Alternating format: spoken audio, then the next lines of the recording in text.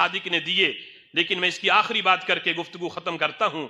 جس وقت یہ دلائل چلتے رہے، آخر میں قال الرافضی، رافضی کہنے لگا، جب دلائل ختم ہو گئے تو پھر کہنے لگا، یا ابن رسول اللہ ایقبل اللہ توبتی مما کنت، اے رسول اللہ کے بیٹے، اے رسول اللہ کے شہزادے، یہ بتاؤ میری توبہ قبول ہو سکتی ہے؟ پہلے جو میں حضرت علی کو پہلا نمبر دیتا رہا، اب تو نے میرے دل کے دروازے کھولے دلائل دے کے، کیا میری توبہ قبول ہو سکتی ہے؟ جس پہ میں پہلے تھا، جو تفریق میں کیا کرتا تھا حضرت صدیق اکبر، حضرت عمر، عثمان و علی کے درمیان، کیا میری توبہ قبول ہے؟ قال نعم باب التوبۃ مفتوح، امام جعفر صادق نے کہا ہاں اب بھی آ جا، اب بھی آ جا، توبہ کا دروازہ کھلا ہے۔ اس لیے ہم بھی انہیں کہتے ہیں اب بھی آ جاؤ، توبہ کا دروازہ کھلا ہے۔ وہ جو بھٹک گئے صراط مستقیم سے، وہ جو پہلے مناظرے کرتے رہے انہی باتوں پہ رافضیوں سے، آج ایران کے ٹکڑے کھا کے انہی کی بولی بول رہے ہیں۔ اس لیے ہم بھی کہتے ہیں آ جاؤ، امام جعفر صادق کی دعوت تمہارے لیے بھی ہے، آ جاؤ، اگر چاہتے ہو کل کو مولا علی کے جھنڈے کے نیچے بیٹھیں تو یہ دعوت تمہارے لیے بھی ہے، آ جاؤ واپس۔ باب التوبۃ مفتوح، توبہ کا دروازہ کھلا ہے۔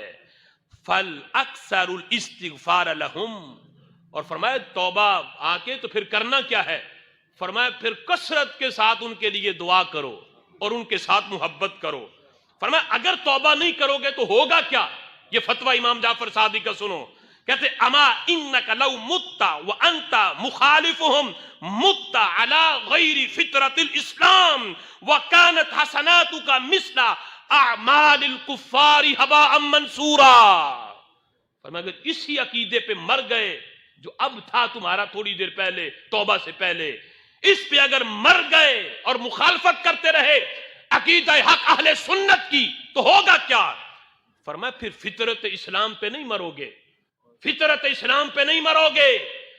کانت حسناتک مثل اعمال الکفار ہباء منثورا، فرمایا تمہارے اعمال کافروں کے اعمال کی طرح ہباء منثورا ہو جائیں گے۔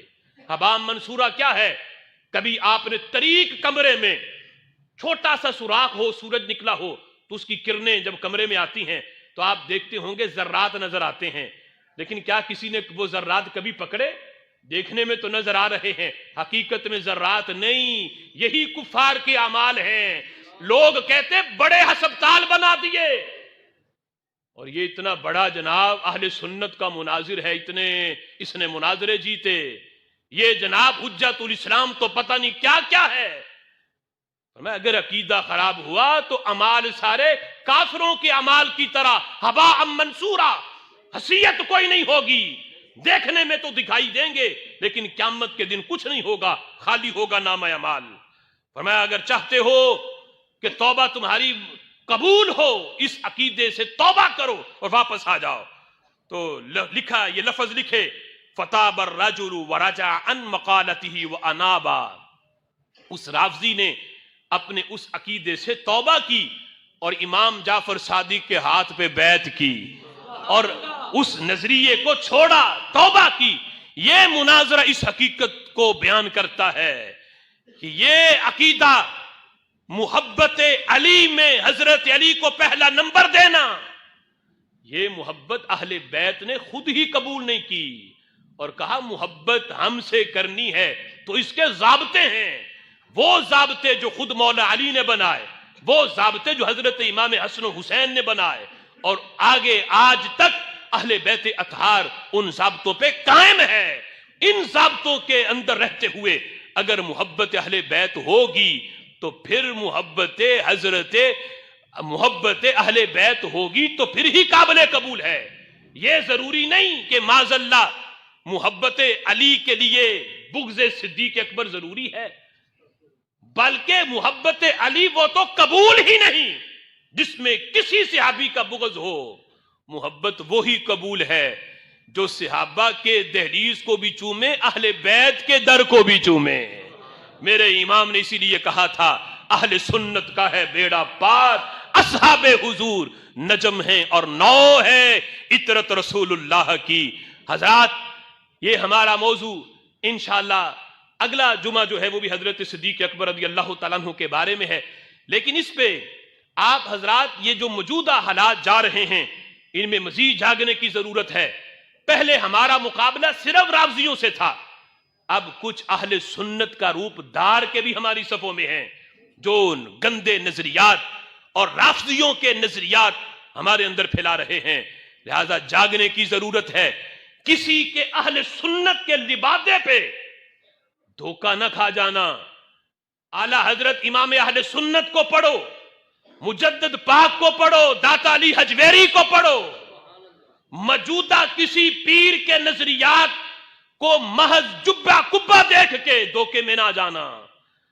جس عقیدے پہ ہمارے اسلاف تھے اسی عقیدے پہ رہو گے تو کامیابی ہے، بگرنا پھر گمراہی ہی گمراہی ہے۔